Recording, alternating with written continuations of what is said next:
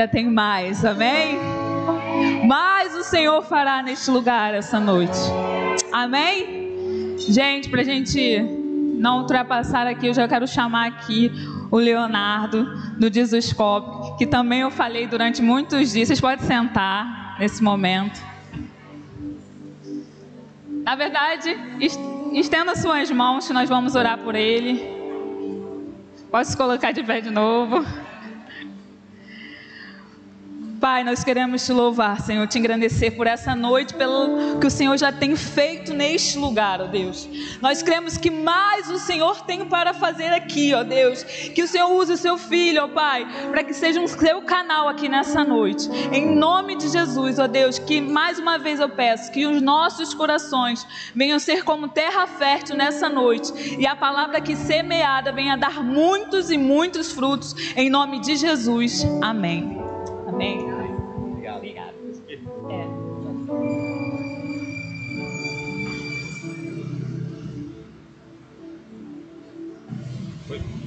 Aí.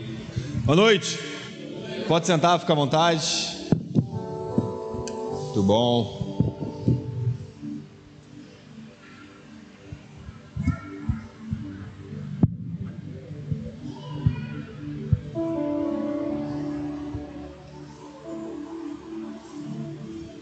Muito bom. Gente, felicidade de estar aqui com vocês. É uma honra para mim conhecer mais uma parte da minha família da fé, mais uma parte do povo que eu vou passar a eternidade junto.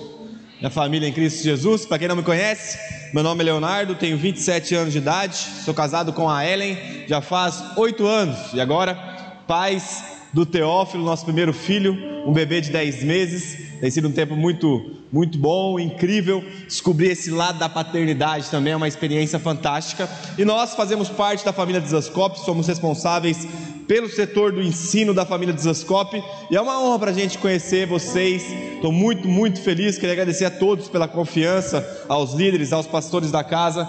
É uma honra poder estar aqui com vocês. Creio que, assim como o Senhor já falou conosco nessa ministração anterior, Ele vai continuar falando muito ainda diante daquilo que Ele tem para fazer ainda nessa noite. Queria convidar você a abrir sua Bíblia comigo, Mateus capítulo 28, Mateus 28, um tema muito importante, um tema que é muito necessário a gente pensar, a dinâmica do discipulado de Cristo. E eu queria que vocês abrissem comigo Mateus 28, 18.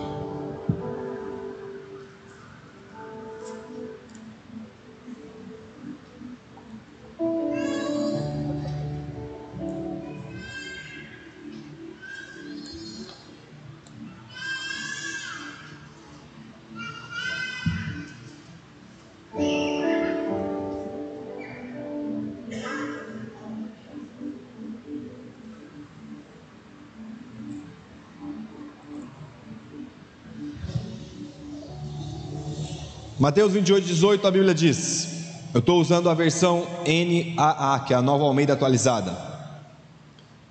Jesus, aproximando-se, falou-lhes dizendo: toda autoridade me foi dada no céu e na terra, portanto vão e façam discípulos de todas as nações, batizando-os em nome do Pai, do Filho e do Espírito Santo, ensinando-os a guardar todas as coisas que tenho ordenado a vocês, e eis que eu estou com vocês todos os dias até o fim dos tempos. Vocês oraram por mim, deixa eu orar por vocês agora. Se você puder fechar os seus olhos. Pai, nós te agradecemos pelo privilégio que nós temos de nos reunir para aprendermos mais da sua palavra. Senhor, faça com que o nosso coração seja uma terra fértil e que o teu evangelho, que a semente do teu evangelho possa criar raízes dentro de nós, para que nós possamos sair aqui transformados à imagem e semelhança do teu Filho. Nós oramos por sabedoria e revelação, nós oramos por iluminação do entendimento.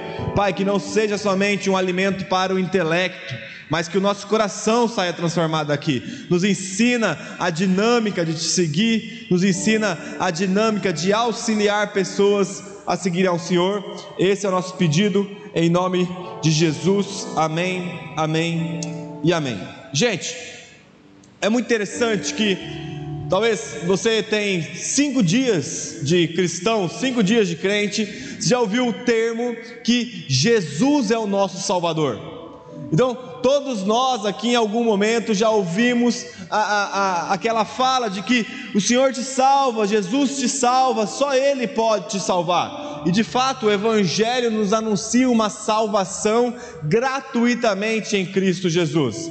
Agora, diante daquilo que nós temos vivido e visto na atualidade, o que nós não podemos esquecer que é o mesmo Jesus que nos salva é o Jesus que é o nosso Senhor. Então não tem como nós repartirmos o Cristo, não tem como a gente dividir Jesus ao meio, como se Ele só me salvasse e me desse presentes. Além de te salvar, Ele se torna aquele que governa a sua vida a partir de agora, porque Ele nos comprou por um alto preço. Pare e pense comigo que boa parte dos evangelhos que nós temos ouvido talvez por aí é um evangelho à la carte. Sabe quando você vai no restaurante e aí você chega lá diante do restaurante e começa a pegar um monte de coisa, mas aí legumes geralmente você não gosta muito, aí você deixa um pouco de lado e tal, e aí você monta uma dieta de acordo com aquilo que você quer se alimentar? Não tem como nós vivermos um evangelho à la carte. Não tem como a gente entrar nas escrituras e falar: eu quero as promessas, eu quero as bênçãos, mas tomar minha cruz, como meu irmão acabou de pregar aqui, esse sacrifício que eu tenho que entregar, essa parte eu não quero me alimentar, porque o Cristo é completo, o Cristo é pleno. Se Ele te salvou, Ele também deve governar a sua vida. Pensar na dinâmica de seguir Jesus é muito interessante, porque nós temos hoje a oportunidade pelo Espírito Santo de ouvir aquilo que Mateus ouviu. Sabe quando o Senhor está passando diante de Mateus, e aí ele pega, olha lá para ele um coletor de impostos, e ele fala: siga-me. É como se essa voz ecoasse da Jerusalém antiga para nós até hoje, que em um determinado momento da sua vida, você ouviu o chamado de Cristo, para que você viesse ser discípulo dele. Eu não sei se você lembra, quando você era criança, você brincava na escola, pelo menos na minha época, eu não sou tão velho assim, mas na minha época, né, enfim, quando eu era mais novo, tinha aquela brincadeira de siga o mestre, né? Qual que era aquela brincadeira de siga o mestre? O mestre ia na frente, não sei se aqui no Rio de Janeiro chama a mesma coisa, mas o mestre ia na frente fazendo o exercício, e você ia atrás copiando ele com os gestos. O evangelho, entre aspas, é a mesma coisa. Nós vamos copiando o nosso Senhor nos seus atos, na sua fala, na sua forma de agir. E existe para nós um convite hoje a pensarmos sobre o nosso coração. Qual é o nosso coração como discípulos de Cristo? De que maneira nós devemos deixar, qual é o estado do nosso coração como pessoas que seguem a Jesus? Eu queria pensar com vocês hoje aqui que o nosso coração de um discípulo de Cristo tem que ser um coração aprendiz. O nosso coração como discípulo de Cristo tem que ser um coração aprendiz, porque como nós acabamos de ler, nós fomos chamados a anunciar o Evangelho pelo mundo. Essa passagem de Mateus 28:18, e claro, toda a escritura é verdadeira, toda palavra de Deus é inspirada por Ele próprio, mas aqui a gente consegue perceber tanto efeito, que essa fala foi dita há mais de 2000 anos atrás, e se nós estamos aqui, é porque essa parte da palavra está se cumprindo. Discípulos foram fazendo os discípulos que chegaram até nós na atualidade. A pergunta é: o que nós vamos fazer daqui para frente? Então nós precisamos pensar de que forma nós temos recebido esses ensinamentos do Senhor, de que forma está o nosso coração em relação ao governo, ao senhorio de Jesus Cristo. Porque eu acho muito interessante que existe uma fala, e ela é verdadeira, mas eu queria reformular talvez uma parte com vocês, de que nós cantamos, nós falamos que nós somos livres em Cristo Jesus, nós fomos livres em Cristo Jesus, e gente, verdade, nós fomos libertos do pecado, hoje existe a possibilidade de nós termos uma vida de santidade, mas pare e pensa comigo, se você era um escravo do pecado e foi comprado por Cristo, você se tornou um escravo de quem? De Cristo. Então já não diz respeito mais sobre fazer as suas vontades, porque o escravo só está preocupado em agradar o coração do seu Senhor. E hoje nós temos um chamado, perguntar qual é a vontade de Cristo para nós. Talvez um desafio maior que nós temos na atualidade é não permitir que essa parte, ou ter um evangelho à la carte na nossa vida, domine o nosso coração.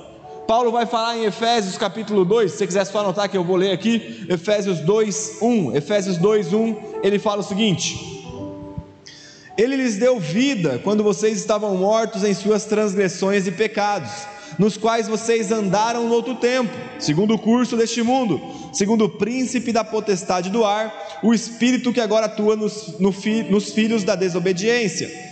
Entre eles também nós todos andamos no passado, segundo as inclinações da carne, fazendo a vontade da carne e dos pensamentos, e éramos por natureza filhos da ira, como também os demais. Mas Deus, sendo rico em misericórdia, por causa do seu grande amor com que nos amou, estando nós mortos em nossas transgressões, nos deu vida juntamente com Cristo. Pela graça vocês são salvos, e juntamente com Ele nos ressuscitou e com Ele nos fez assentar nas regiões celestiais em Cristo Jesus. Graças a Deus por esse versículo. Agora, Paulo está expondo aqui que existe dois estilos de vida, existe duas formas as quais nós podemos viver. Ele fala de um estilo de vida que segue a nossa vontade, os nossos próprios pensamentos, que nos levou à morte, à iniquidade, e esse novo estilo de vida que se encontra em Cristo, que é a nova vida da gente, a nossa nova vida que está nele. Eu tenho um filho de 10 meses, deixa eu contextualizar e usar um exemplo para vocês entenderem. O Theo, há um tempo atrás, vocês que são pais e mães aí vão saber, estava na introdução alimentar, quando começa a comer comida sólida, além do mamar. E aí eu lembro que um dia eu estava lá no meu quarto estudando, tem uma salinha de estudo, e aí a Ellen, minha esposa, Léo, vem cá. Falei, peraí. Ela, Léo, vem cá e tal. Eu fui lá. Aí fui lá, falei, o que aconteceu, nega? Chama ela de nega. Aí ela falou assim, ó, o Theo não quer comer. Eu falei, cara, o que você não quer comer, cara, né? Tipo assim. Aí eu falei, tá, o que você quer que eu faça? Ela falou, ó, senta do lado dele, que eu vou pegar a colher, vou colocar na sua boca e depois coloco na boca dele. Aí para e pensa, gente, eu barbado desse tamanho, minha esposa vindo com um aviãozinho na minha boca. Ó o papai, e o papai lá. Aí ela colocava na minha boca, ele olhava para mim assim, fantástico. Ela vinha com o aviãozinho, colocava na boca dele e ele comia. E aí ela vinha com o aviãozinho, colocava na minha boca, eu comia. Ele olhava para mim com o olho arregalado e abria a boca e ficava animado e comia também. Por quê? Ele estava copiando os atos do pai dele. O convite que o Senhor nos faz essa noite é um convite a copiarmos os atos do nosso Pai.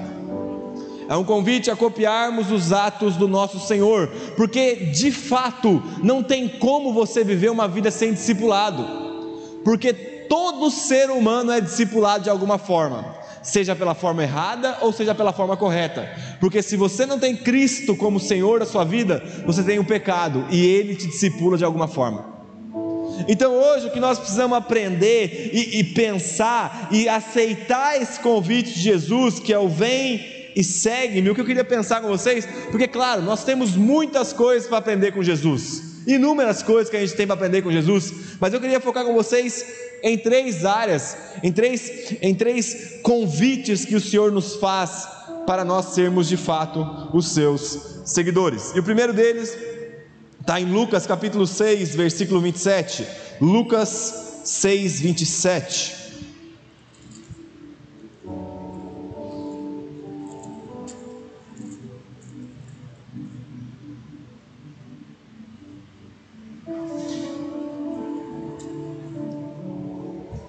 Lucas 6, 27, o primeiro aprendizado que nós recebemos de Cristo.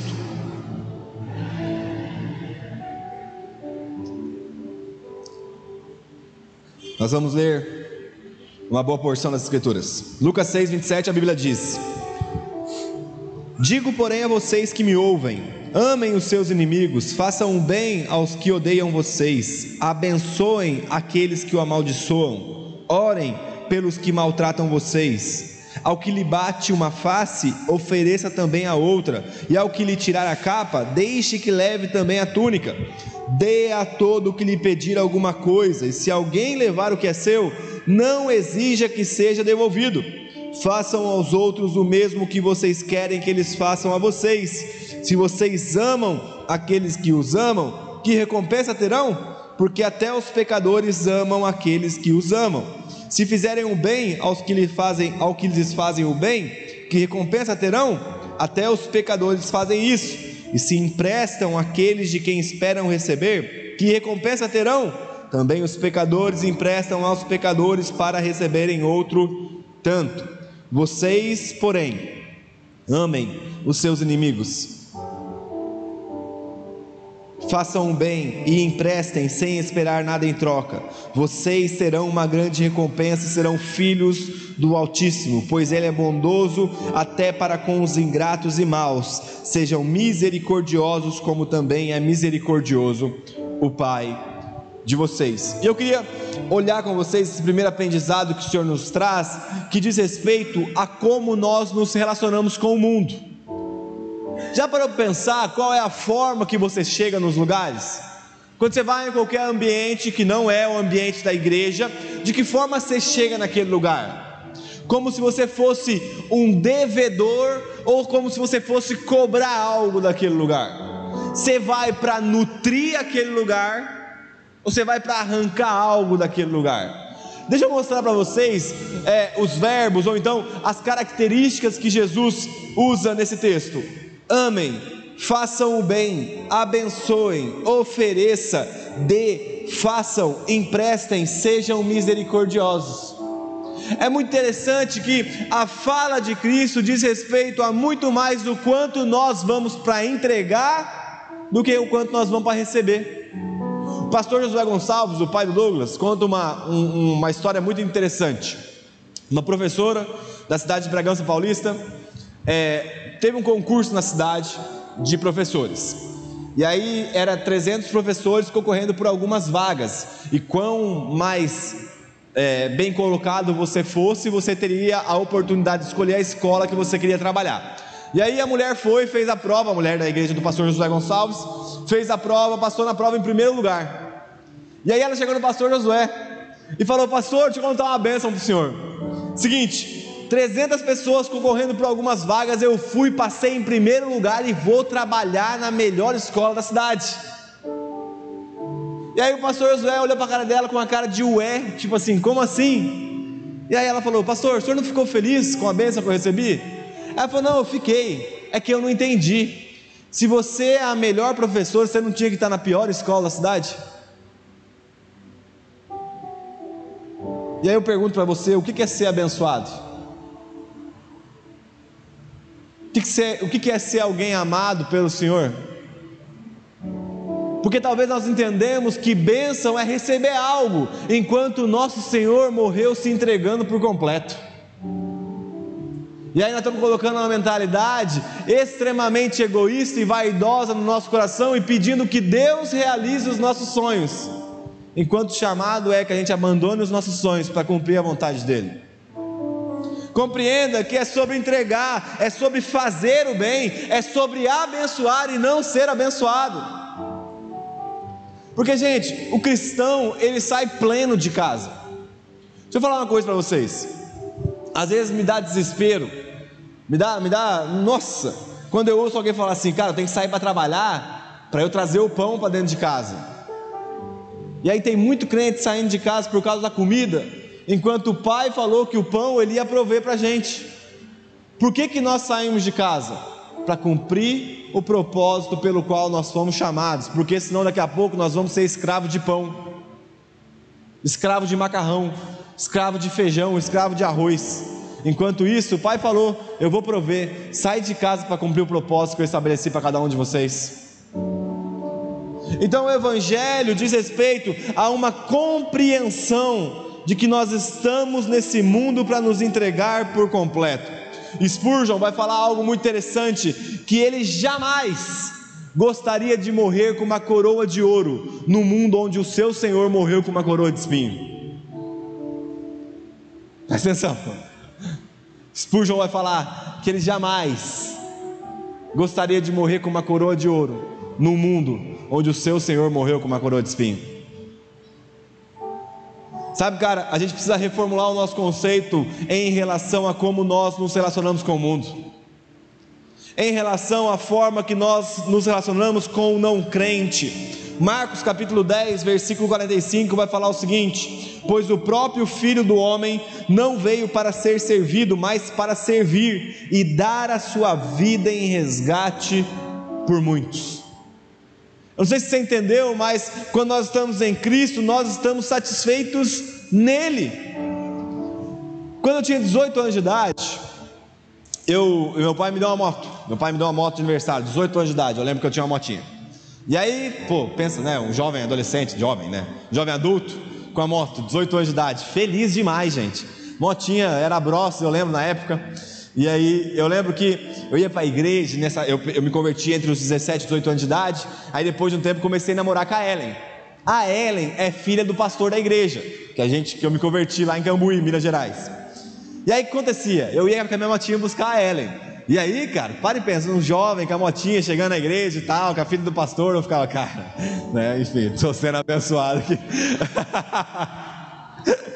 Aí, deixa eu contar para vocês. O que aconteceu? Eu acho que Deus programava a chuva na hora de ir para o culto e na hora que acabava o culto. E aí mulher tem uma parada, que não pode molhar o cabelo. E aí molhava o cabelo da Ellen, gente, vocês não têm noção. Ela ficava de capacete no culto, para não arrancar o culto. Aí eu lembro que eu estava lá e tal, aí eu peguei e falei para Jesus, o seguinte, eu gostei muito da moto, né? Eu sei que o Senhor usou meu pai para me dar esse presente, mas é que agora eu precisava de um carro, porque está chovendo, e aí a gente vai para o culto, nós chega lá tudo molhado. E como é que eu vou chegar molhado, Jesus? Né? Aí orando e tal, fui, trabalhei, comprei um Gol 87 a álcool. Gente, pensa num carro bonitinho. Na época ele era originalzinho, novinho, nunca tinha sido batido, nada. Carro lindo. E aí, gente, cheguei à plenitude. Ia buscar a Ellen com o Golzinho, colocava um pregador Lu lá, chegava na igreja com o braço para fora assim e tal, estacionava. E aí a gente começou a liderar os jovens. E aí meu carro parecia uma Kombi, tinha jovem até na cabeça, no painel do carro. E aí eu lembro que foi um tempo incrível. Só que tem uma questão: carro a álcool, para pegar é meia hora, e para ele andar é mais meia hora, no frio. Eu não sei se aqui no Rio de Janeiro vocês sabem o que é frio, né? Porque geralmente aqui mas lá faz muito frio na época de frio. E aí acontecia, ia ligar o carro demorava meia hora para pegar, meia hora para andar, eu chegava atrasado no culto. E aí eu fui falar com quem? Falar com Jesus. Jesus, seguinte, estou muito feliz com o Gol, mas cara, não dá para chegar atrasado no culto todo dia que tem culto.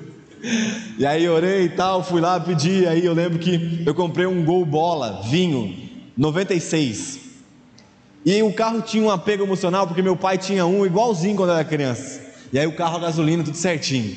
E eu falei, agora sim, hein? O carro a gasolina batia, pegava e tal, e feliz demais, chegava lá na igreja, carregava os irmãos, e fazia tudo que tinha que fazer. Mas o meu Golzinho, Bola, ele tinha um probleminha no motor. E aí ele soltava muita fumaça. Então, tipo assim, eu estava 2 quilômetros da igreja, os caras falavam, vai lá, o Léo tá vindo, por causa da fumaça que saía do carro. E aí eu vinha matando os pernilongos da cidade, assim, não tinha pernilongo lá. E aí eu vou falar com quem? Jesus, seguinte, muito feliz, agora eu bato, o carro pega, o carro a gasolina, né, legal e tal. Tinha até um arzinho quente assim, mas é que fumaça, Jesus, eu estou matando os irmãos sufocados na hora que eu chego com o carro em frente à igreja. E aí eu lembro que fui, trabalhei e tal, o senhor foi e me deu um Fox. Aí sim, Fox teto alto, carro confortável, um carro bem espaçoso, gostoso demais, direção hidráulica, tinha ar-condicionado e tudo. Gente, zerei a vida. Comecei a viajar, a pregar em alguns lugares e participar de algumas conferências. E o Fox era 1.0, pesado. Eu ia na pista, eu tinha que fazer 5 corpos, para passar a carreta, que não passava. Aí eu vou falar com quem? Jesus. É o seguinte, Fox é uma benção. Carro gostoso, espaçoso, direção hidráulica, tranquilo, tá me atendendo muito bem, mas é que eu estou precisando de velocidade, né? Vou ultrapassar a carreta, o carro não tem arranque, ele não anda bem e tal. Trabalhei, corri atrás, me esforcei, comprei um HB20. Aí o HB20 1.6, gente, zerei a vida. Carro econômico, muito econômico, não dá nenhum tipo de manutenção, nada. cara, o carro me atende completamente. E aí aconteceu uma questão. Tive um filho, e eu não sabia que não cabe o carrinho no porta-malas de um HB20. E aí eu posso falar uma coisa para vocês, que ainda que eu trabalhe o resto da minha vida, eu nunca vou ter o carro perfeito, porque o meu ventre é insaciável.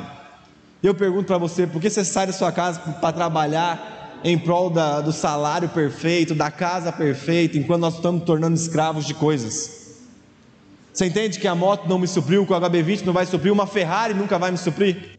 Porque não diz respeito ao carro, diz respeito à minha necessidade aqui dentro, e só pode ser preenchida pelo nosso Senhor.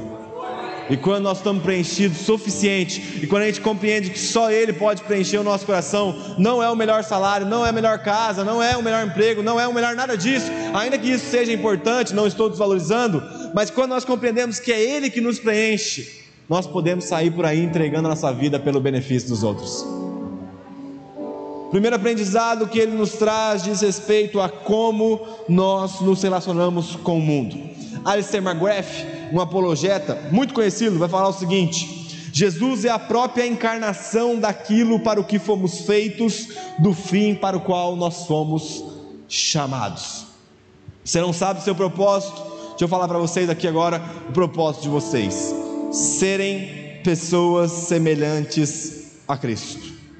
Olhar para o mundo como um lugar onde nós vamos depositar a nossa vida, semear a nossa vida para a transformação daquela realidade, e não como um lugar que nós vamos para arrancar, para pegar, para receber as coisas, porque nós estamos plenamente supridos do nosso Senhor. E a primeira forma que Ele nos ensina, ou o primeiro aprendizado que Ele nos traz, é como nos relacionarmos com o mundo. Agora, Jesus continua e ele vai falar um segundo aspecto que é muito importante. E, na verdade, Paulo vai falar sobre isso em Efésios capítulo 2, versículo 14. Efésios 2, 14. Abre comigo aí, por favor.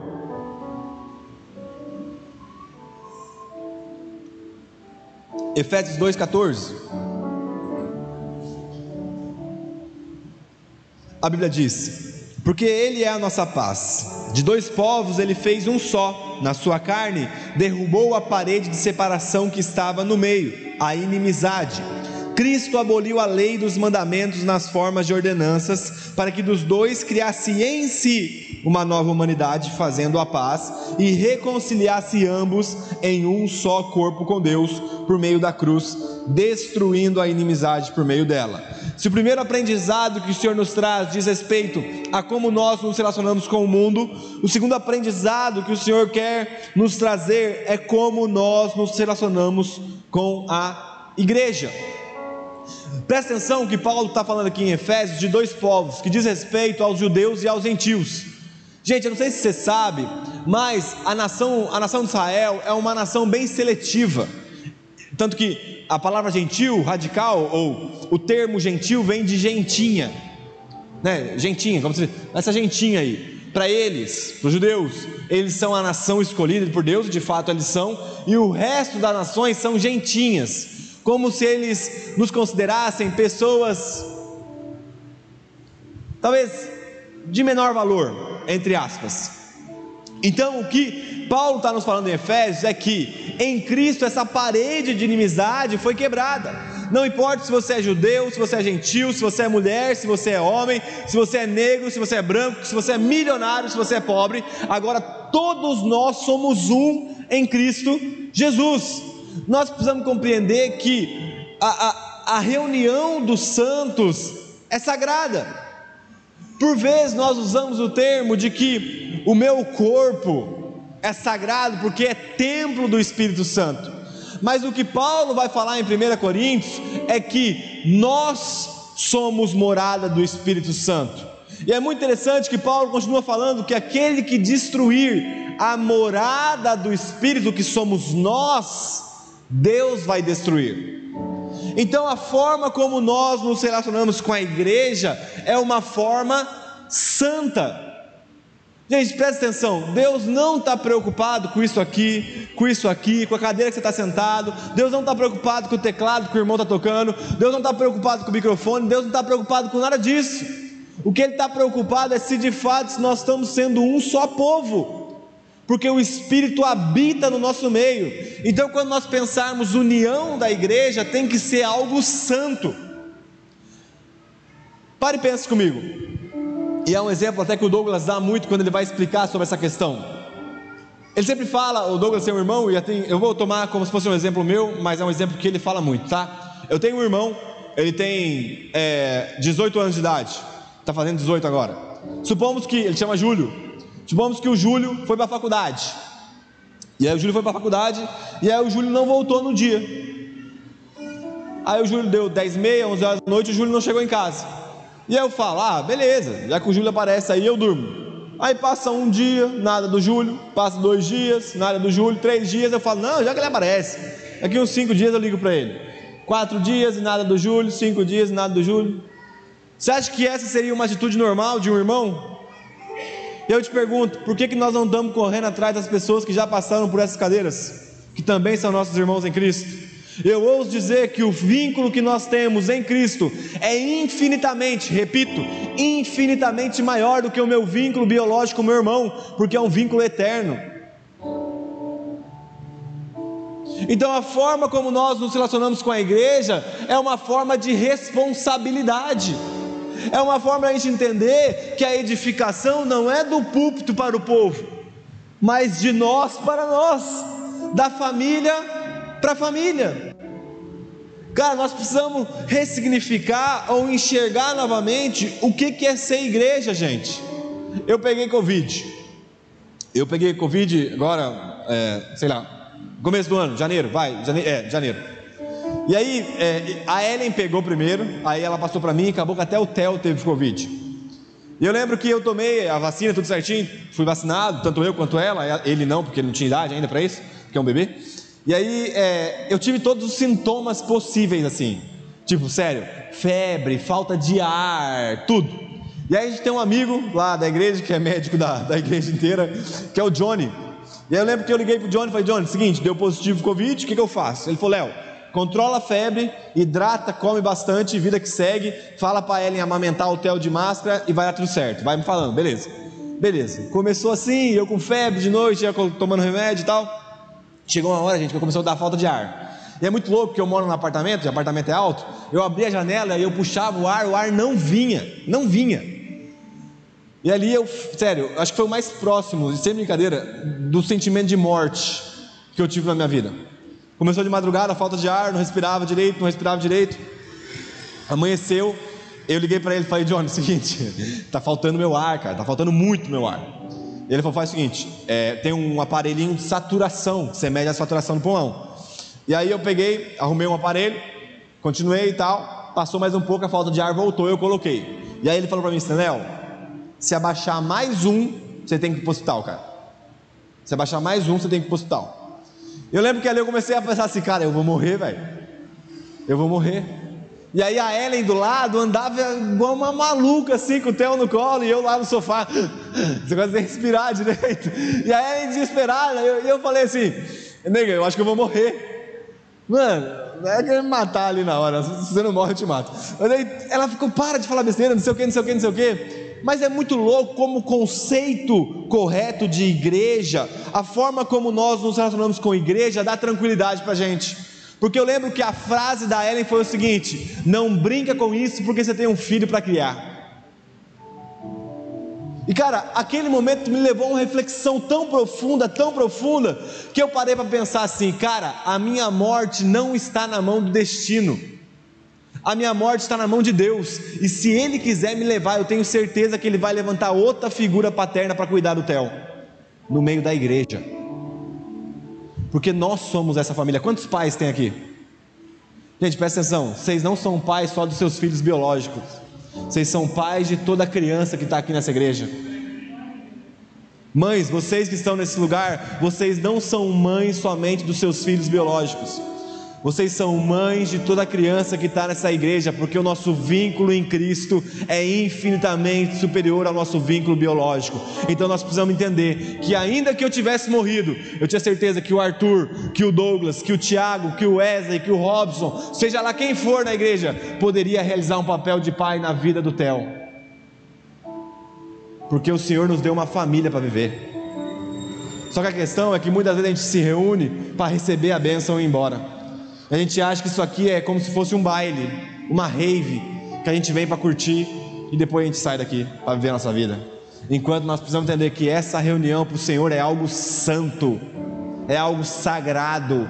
Deus não está preocupado com parede, gente. Deus está preocupado se nós estamos unidos em Cristo Jesus de fato. Lá na igreja, os diáconos têm uma habilidade especial, um dom de Deus, que é fazer filho.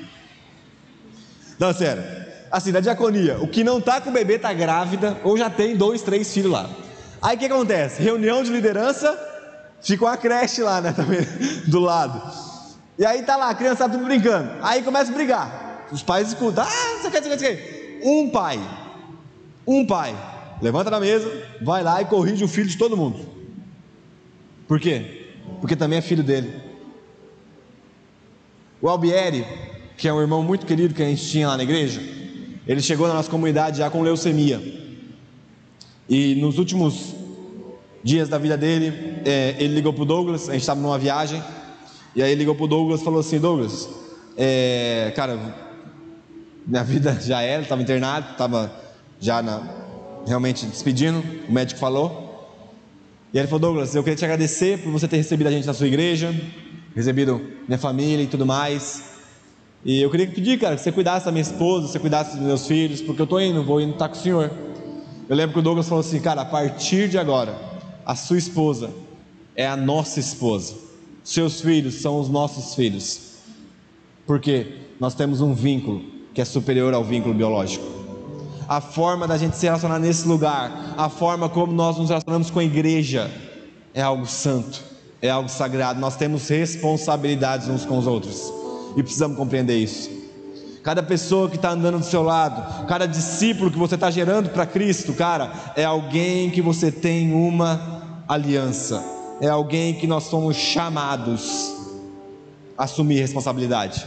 Às vezes me dá desespero, gente, quando eu vejo jovens, adolescentes da nossa igreja procurando pessoas de sucesso, alguém que vai ensinar eles a serem pais, mães, fora do ambiente da igreja, procurando talvez no influencer, naquele que é famoso, naquela que é famosa. Afinal de contas, ele pode nos ensinar algo. E eu pergunto para vocês: quantos pais experientes nós temos nesse lugar que pode me ensinar, eu que sou um pai novo ainda? Quantas mães experientes nós temos nesse lugar que pode ensinar as mães mais novas a serem mães? Mas eu tenho que entender que aqui é uma escola que o Senhor nos colocou para viver junto, para que a gente pudesse aprender uns com os outros e sermos família de fato. Então lembra, Jesus nos ensina a relacionar com o mundo, nos entregando, nos ensina a nos relacionar com a igreja, tendo um pacto, uma união. E por fim, o último ponto, e se você puder gravar algo, grava esse ponto que eu vou falar para vocês agora. Gosto muito de ouvir podcast. Quando eu vou fazer o Theo dormir, às vezes ele não quer dormir em casa. Por que meu exemplo é tudo de criança? Porque minha vida está permeada em berço, mamar, fralda, pomadinha, que aliás deve ter pó de ouro naquela pomada, porque o preço daquela pomada meu Deus do céu. Minha vida está nisso, mamar, agora ele está com mania de falar mamar, aí ele vem papar. Então todos os exemplos meus é sobre criança. E aí às vezes eu vou andar com o Theo lá no estacionamento, né, de casa, que é coberto. Eu vou andar com ele para ele dormir, que ele gosta de dormir no carrinho. Eu sempre vou ouvindo um podcast. E por eu estar muito envolvido na área de teologia, de filosofia, eu sempre busco dar uma variada assim às vezes, e ouço outros temas para dar uma descansada na cabeça. E aí um dia eu estava ouvindo um podcast de empreendedorismo. Não é algo que eu tenho tanta afinidade, não sou empreendedor, mas estava ouvindo. 3 pessoas estavam sentadas numa mesa, e a conversa que norteava, a conversa que dava direção, ou o tema da conversa que dava direção àquele diálogo era: quem Deus é para você? E aí eu lembro que um cara chegou e falou: não, eu não ouso definir Deus, porque Deus é um ser muito grande e não tem como eu defini-lo em palavras. Eu ouvindo, eu falei: beleza, andando ali com o Theo. Aí um outro falou: não, Deus é uma energia assim que anda por aí, ajudando as pessoas a cumprir os propósitos delas. Não, beleza. Aí o outro falou assim: não, Deus é uma sabedoria. Deus é uma sabedoria. Homens naquele lugar fazendo com que descesse fogo do céu e acendesse a chama do holocausto de Elias. Nós paramos para pensar, cara, não, Deus é um Deus poderoso, beleza? Só que quando Jesus vai nos ensinar sobre a forma como nós nos relacionamos com Deus, Ele nos traz um termo que é muito importante, que eu queria olhar com vocês, que está em Mateus capítulo 6, versículo 6, Mateus 6, 6.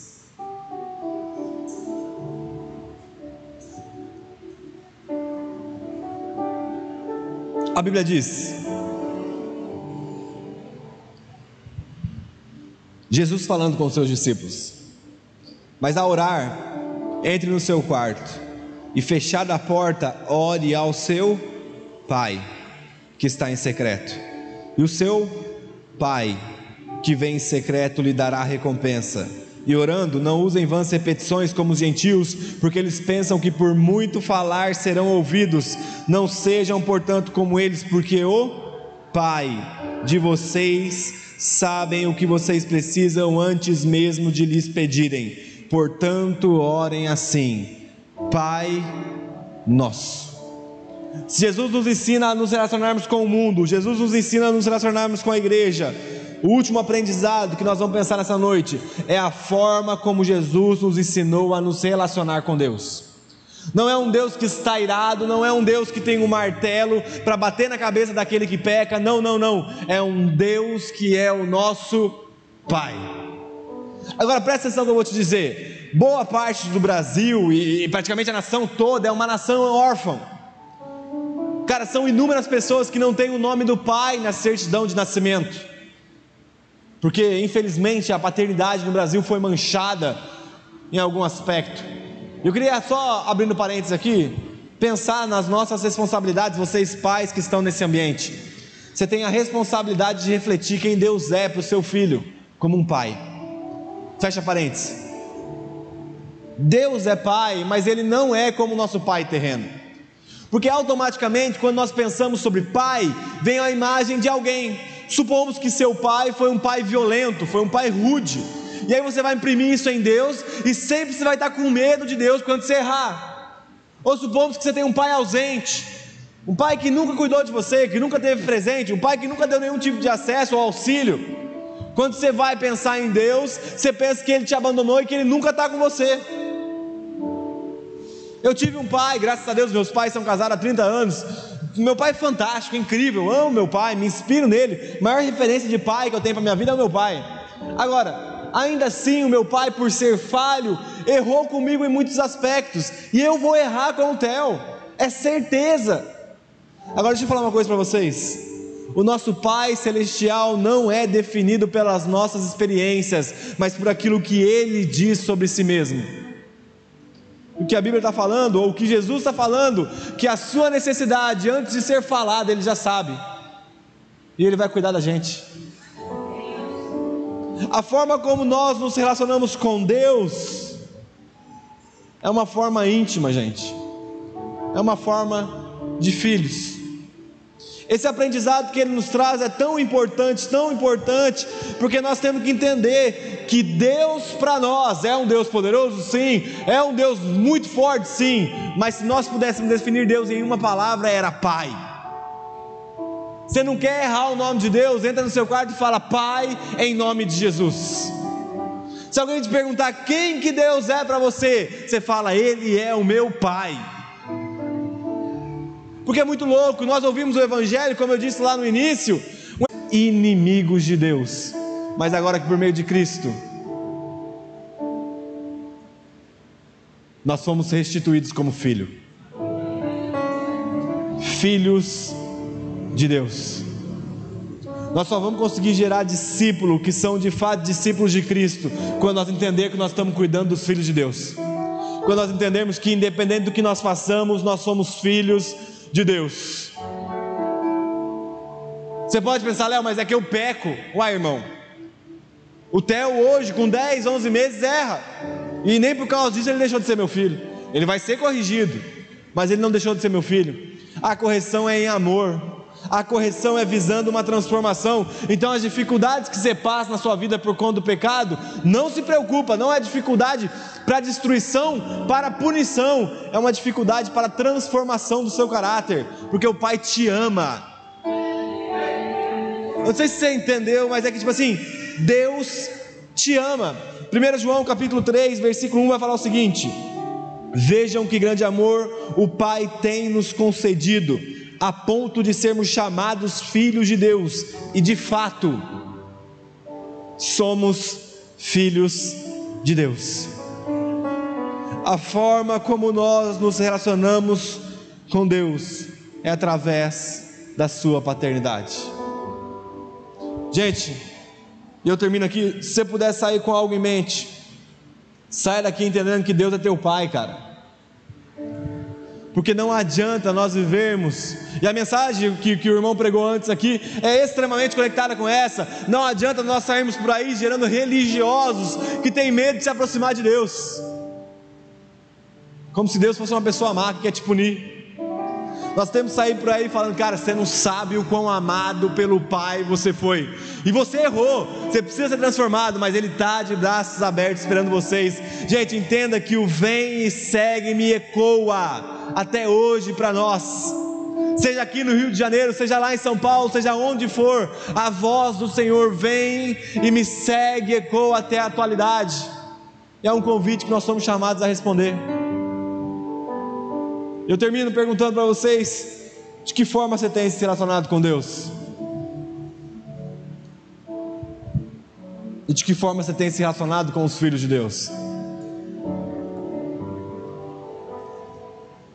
Porque eu não quero que ninguém machuque o Theo, jamais. Da mesma forma, às vezes nós estamos machucando uns aos outros aqui, porque nós esquecemos de que nós somos filhos. Nós esquecemos da responsabilidade que nós temos como irmãos e família. O discipulado genuíno acontece, o siga-me acontece a partir do momento que nós reconhecemos filho de quem nós somos e filho de quem a pessoa que está sentada do seu lado é também. Fica de pé no seu lugar e vamos orar.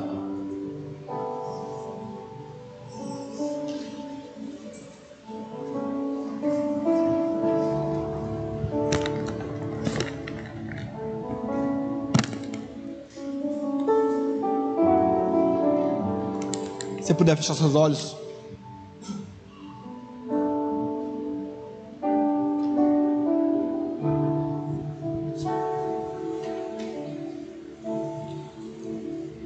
Pai,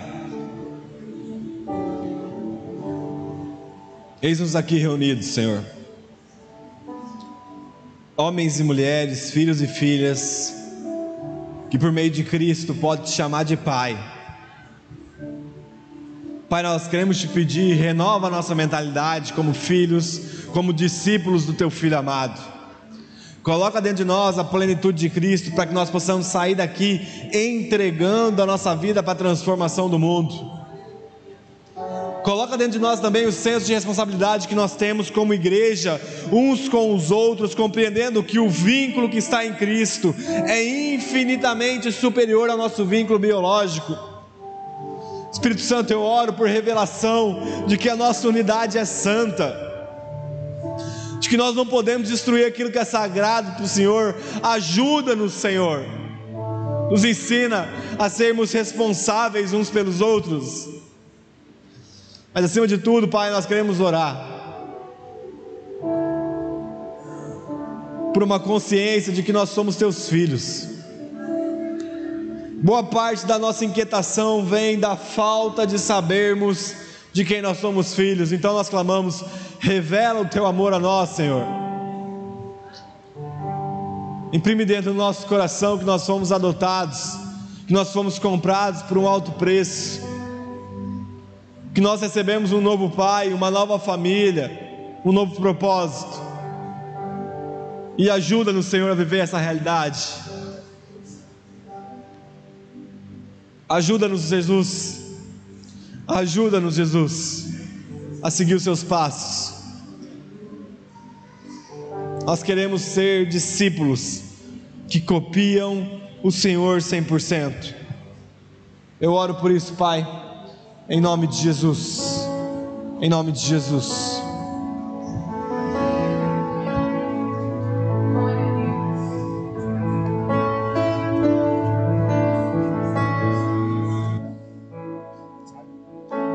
Pai, estou aqui.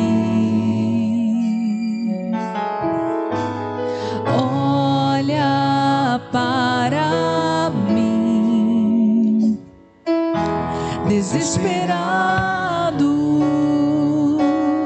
por mais de ti.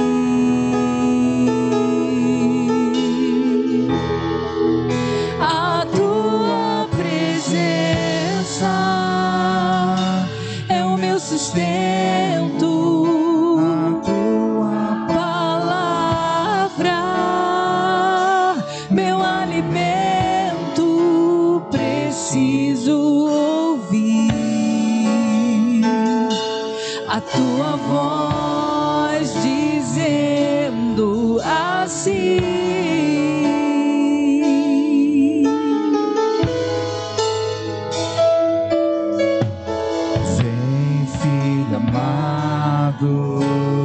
vem em meus braços descansar.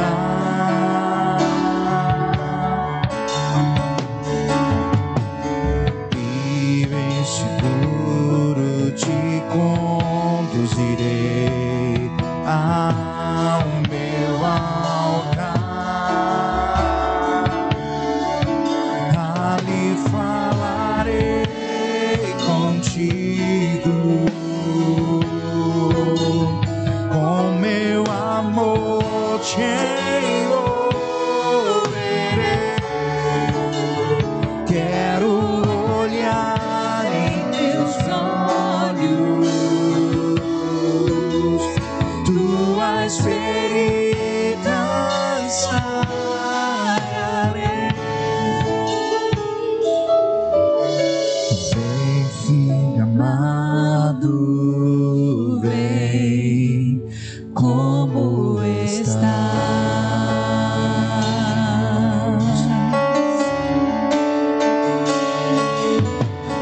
Vem, filho amado, vem como estás. Podemos declarar: Pai, estou aqui. Estou aqui. Olha para mim, desesperado por mais de ti.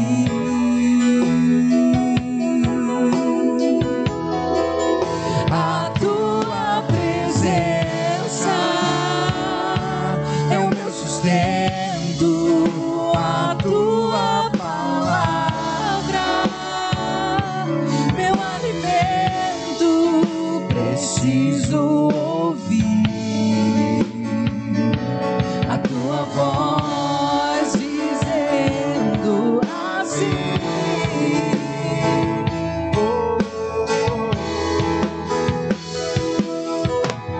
vem, filho amado, vem como estás.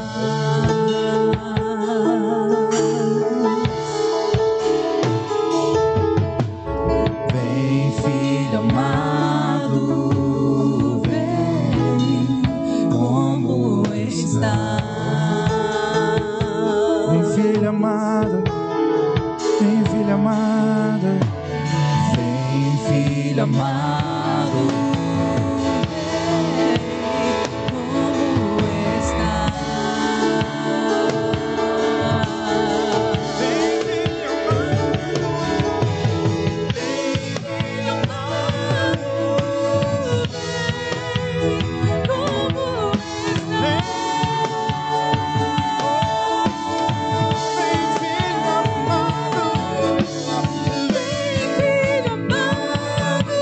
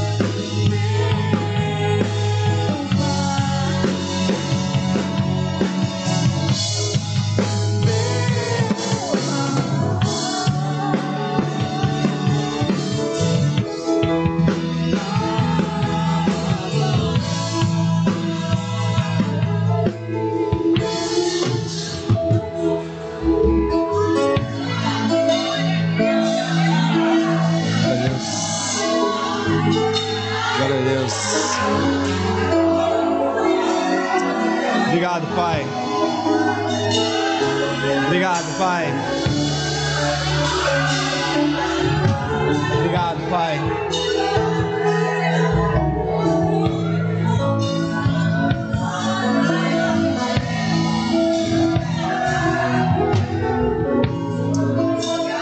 Pai, nós oramos por todo aquele que talvez não se sente amado e cuidado por Ti.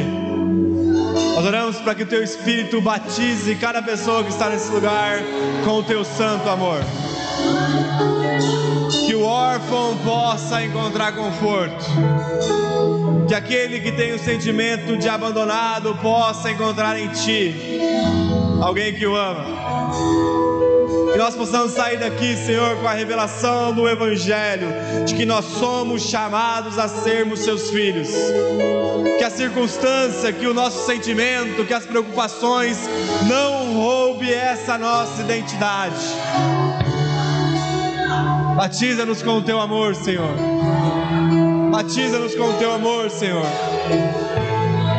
Tu és o nosso Pai. Tu és o nosso Pai. Queria que você cantasse bem baixinho, só essa parte de novo. Do Pai. E deixa isso entrar no seu coração, cara. Deixa essa verdade entrar no seu coração.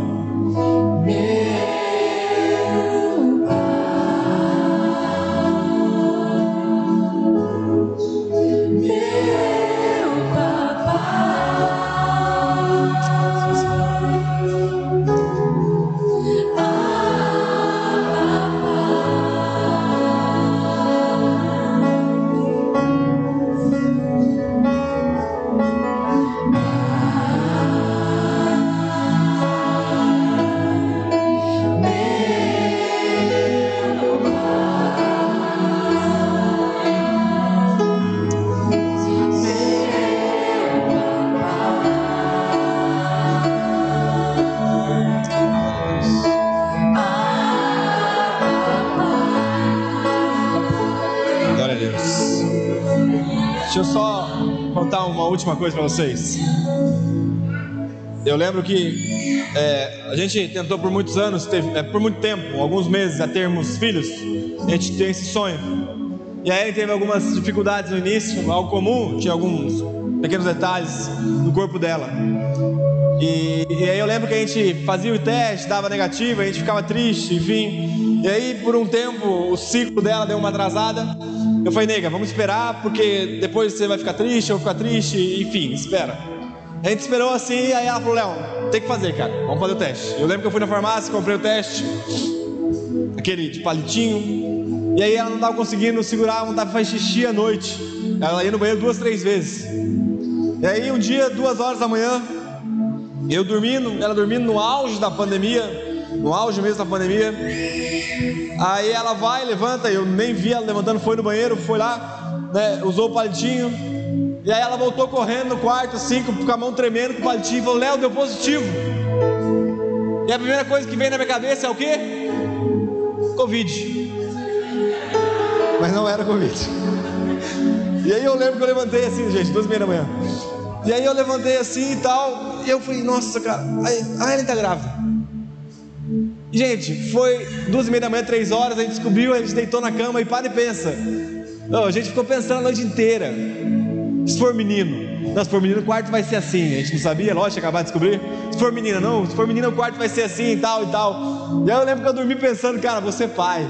Cara, você pai, a gente chorou, coloquei a mão no ventre dela, a gente chorou. E eu fiquei pensando com aquilo na cabeça, você pai, cara, que loucura, você pai. E o amor foi sendo criado dentro de mim. Aqueles que são pais aqui sabem o que eu estou falando.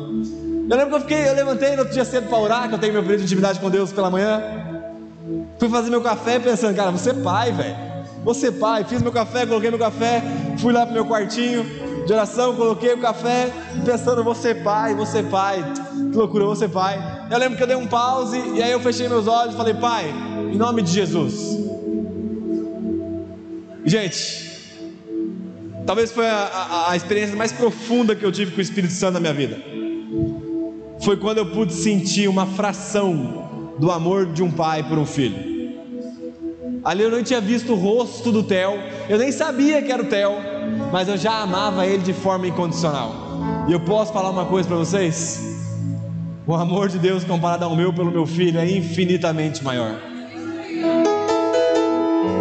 Então eu quero que você saia daqui com essa convicção, cara. Talvez você não é pai, talvez você não tenha experiência, mas Deus nos ama demais, velho. Deus nos ama demais, amém? Fala ao Senhor.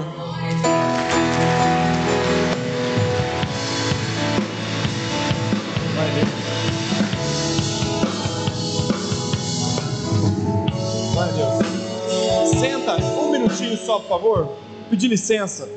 Uma das missões nossa lá do Desascope é recomendar boas leituras. A gente tem uma política lá no Desascope que é a seguinte política, a seguinte norma que a gente criou lá: nós só recomendamos livros que de fato nós lemos e mexeram com a gente. Então sempre que eu vou viajar em alguns lugares, eu levo alguns livros que mais me marcaram, e eu queria recomendar alguns deles para vocês, caso você queira, é uma forma de você estar abençoando o nosso ministério.